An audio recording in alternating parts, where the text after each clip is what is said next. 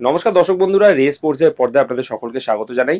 এই মুহূর্তে আমি দাঁড়িয়ে রয়েছি যুব ভারতী ক্রীড়াঙ্গনের ট্রেনিং গ্রাউন্ড 2 এর বাইরে। আপনারা জানেন যে আগামী অষ্টমীর দিন, দুর্গাপুজোর অষ্টমীর দিন মোহনবাগানের সেপাহানের বিরুদ্ধে ম্যাচটা ছিল এএফসি চ্যাম্পিয়ন্স লিগ 2 এর, এবং ম্যাচটা খেলতে মোহনবাগানকে যেতে হতো ইরান। এবং আমাদের রে স্পোর্টসের তরফ থেকে বেশ কয়েকদিন ধরেই আপনারা কিন্তু আমাদের প্রতিবেদনে দেখেছেন যে মোহনবাগানের 4 অস্ট্রেলিয়ান বিদেশি ফুটবলার তাদের ভিসা সমস্যার কারণে কিন্তু তাদের ইরান যাওয়ার একটা অসুবিধা ছিল। তবে মোহনবাগান ম্যানেজমেন্টের তরফ থেকে কিন্তু পুরোপুরিভাবেই একটা চেষ্টা করা হচ্ছিল যে তাদের ভিসা পাইয়ে তাদেরকে ইরানে নিয়ে যাওয়া। এই মুহূর্তে আমাদের কাছে যে খবরটা রয়েছে আমরা আপনাদেরকে সেটা জানাতে পারি যে কিন্তু সেপাহানের বিরুদ্ধে ইরানে ম্যাচটা খেলতে যাচ্ছে না।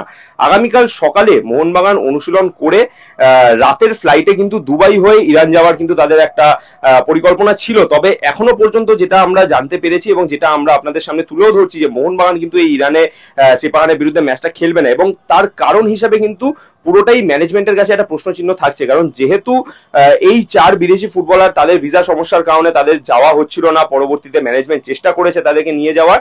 পরবর্তীতে যে জিনিসটা শোনা গেছে যে মোহনবাগানের যে আরো 2 বিদেশি ফুটবলার রয়েছেন, আলবার্তো রদ্রিগেজ এবং রবসান রবিনো, তারাও কিন্তু যেতে চাইছেন না। ফলে 6 বিদেশি ফুটবলার যেহেতু সেপাহানের বিরুদ্ধে ম্যাচে খেলতে যেতে চাইছেন না, সেই কারণে মোহনবাগান শুধুমাত্র তাদের দেশীয় স্কোয়াড নিয়ে ইরান যেতেও চাইছে না।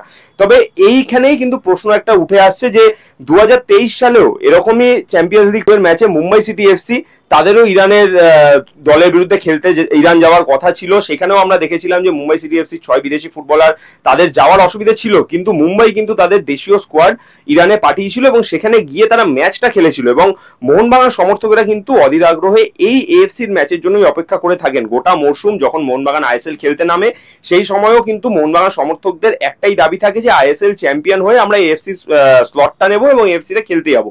ফলে এই যে স্বপ্নটা যেটা মোহনবাগান সমর্থকেরা গোটা মরশুম ধরে দেখে থাকেন, দল ভালো পারফরমেন্স করার পর যখন এএফসি তে স্লটটা পেল মোহনবাগান সমর্থকদের মধ্যেও একটা উচ্ছ্বাস ছিল যে তারা আসন্ন মরশুম চ্যাম্পিয়ন্স লিগে দেশকে প্রতিনিধিত্ব করাবেন। কিন্তু এই মুহূর্তে যখন মোহনবাগান দল তারা যখন এএফসি খেলতে ইরানে যাবে না, সেক্ষেত্রে কিন্তু মোহনবাগান সমর্থকদের কাছেও একটা খারাপ লাগার বিষয় থাকবে যে এতদিন ধরে যেই অপেক্ষাটা তারা করেছিল সেটা কিন্তু শেষমেশ গিয়ে পরিপূরণ হবে না। এবং এখানে কিন্তু পুরোটাই দায় মোহনবাগান ম্যানেজমেন্টের। কারণ এর আগে আমরা যেটা জানতে পেরেছিলাম যে ইরানে যেহেতু মোহনবাগানের বিদেশি ফুটবলাররা খেলতে যেতে চাইছেন না, সেই কারণে মোহনবাগান ম্যানেজমেন্ট এএফসির কাছে আবেদন করেছিল যে যদি এই ইরানে ম্যাচের ভেন্যুটা যদি চেঞ্জ করা যায়। তবে আপনারা জানেন যে এই সকল বিষয়ে কিন্তু কখনোই এএফসি কিন্তু ভেন্যু চেঞ্জের নির্দেশ দেবে না। কারণ সেপাহান যখন নিজেদের ঘরের মাঠে খেলবে, প্রত্যেকটা দলই কিন্তু চায় নিজেদের ঘরের মাঠে ম্যাচ খেলতে। ফলে সেক্ষেত্রে সেপাহানও কিন্তু রাজি হবে না যে নিজেদের ঘরের মাঠ থেকে ম্যাচটাকে সরিয়ে অন্য কোথাও নিয়ে যেতে। ফলে মোহনবাগান যে যাচ্ছে না, সেক্ষেত্রে যেরকম প্রশ্নচিহ্ন উঠছে, সমর্থকেরাও কিন্তু এখানেই সমর্থকদের কাছেও একটা প্রশ্নচিহ্ন থাকবে যে কেন মোহনবাগান ম্যানেজমেন্ট কেন এই জিনিসটা করতে পারলো না এবং কেন মোহনবাগান দল এএফসির জন্য ইরানে ম্যাচটা খেলতে যেতে পারলো না।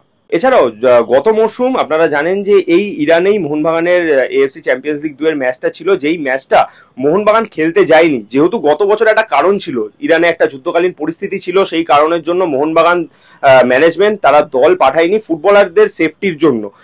কিন্তু গত বছর সেটা একটা কারণ ছিল যে দল না পাঠানোর। কিন্তু এই বছর মোহনবাগানের কাছে কিন্তু কোনো কারণ নেই দল পাঠানো। শুধুমাত্র যদি ফুটবলাররা যেতে চাইছেন না এই কারণ হিসেবে যদি এএফসির কাছে তারা যায় যে ফুটবলাররা যেতে চাইছেন না বলে তারা ইরানে দল পাঠাতে চাইছেন না, এইটা কিন্তু কখনোই এএফসির মতন একটা সংস্থা তারা কিন্তু কোনোভাবেই মেনে নেবে না।